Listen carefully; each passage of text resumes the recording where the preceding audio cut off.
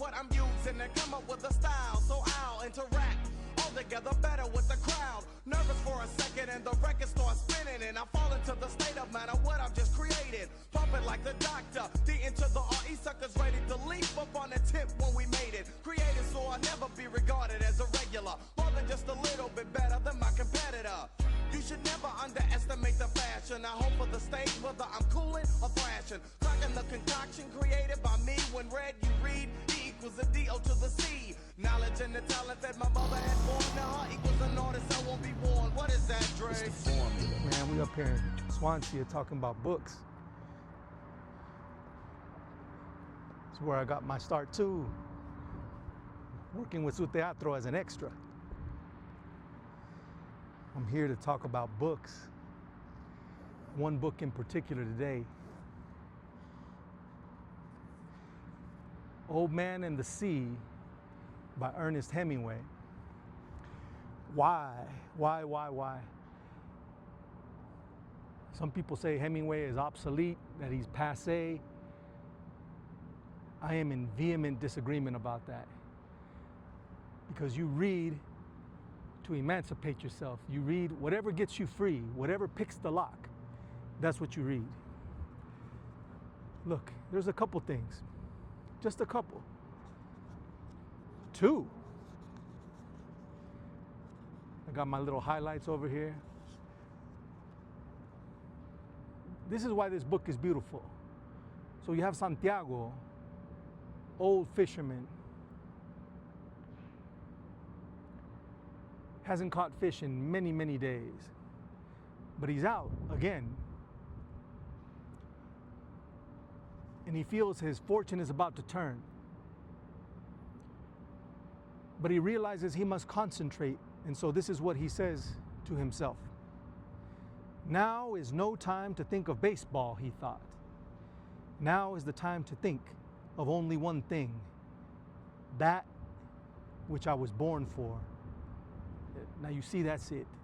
You have touched the marrow of the matter. You wiggling the tooth and you feeling the lightning shoot down your jaw. That's what it's about, to figure out that which I was born for. That's what he's trying to do. That's what this old man on this old boat with those old hands, that old mind, that old spirit is trying to do. He is trying to live out that which he was born for. That makes the book worth reading. Hello, my name is Anthony Fesili. I was walking over here in Swansea over the bridge and saw Manuel and his brother here, and they asked me if I would write a poem. So I wrote just a little quick one. It's not very good. I haven't had my beer in me yet, more than one joint, so my mind ain't working right, but I'm a struggling poet. I used to live in Denver, Colorado, over in 5 Points, 34th and Humboldt, where I had my twin daughters. And I left in '99 to Seattle. I represent children of God of every religion all over the world. I don't follow one theology. I am a theology, a walking theology, as we all are, until you figure it out. But I wrote this poem for Manuel and his brother. Shadows Chasing the Sunlight is the name of it. Shadows chasing the sunlight because the light first turned from the shade, and though the darkness was consuming all around it, it wasn't ready for the impact the light had made, nor the silhouettes that the shadows displayed. If all else fails, let my example be the impacts my tears have made. I've caught and kept so many tears, though silent they may fall upon me.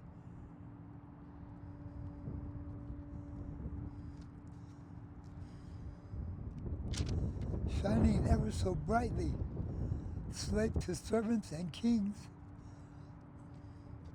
The light that shines so fiercely is what finally set me free. Anthony Kiona Fesili. Shout out to all my Irish and Samoan people in the world. Whawhitai tua. That means thank you God in Samoan.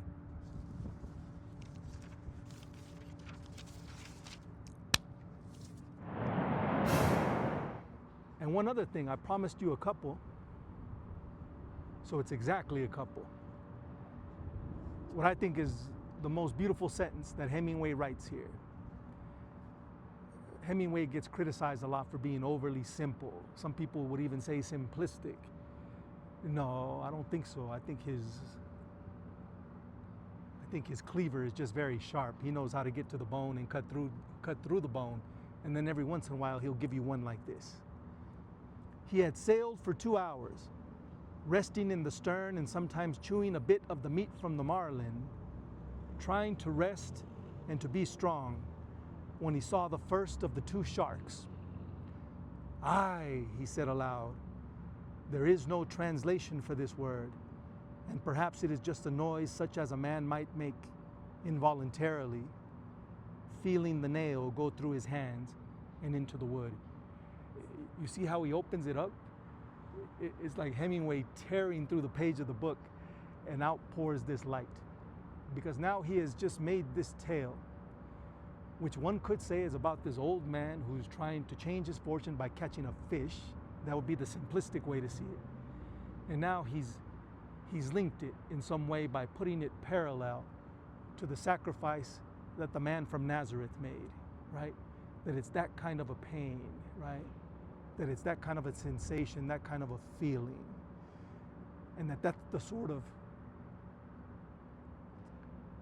that's what was hurting him at that moment, and that's what links him to something greater than himself out there on that boat in that ocean. That's a beautiful, beautiful sentence. Read you some Old Man in the Sea. Get yourself free. You could do it in a day, and then call me up. We talk about it. Got to catch this bus.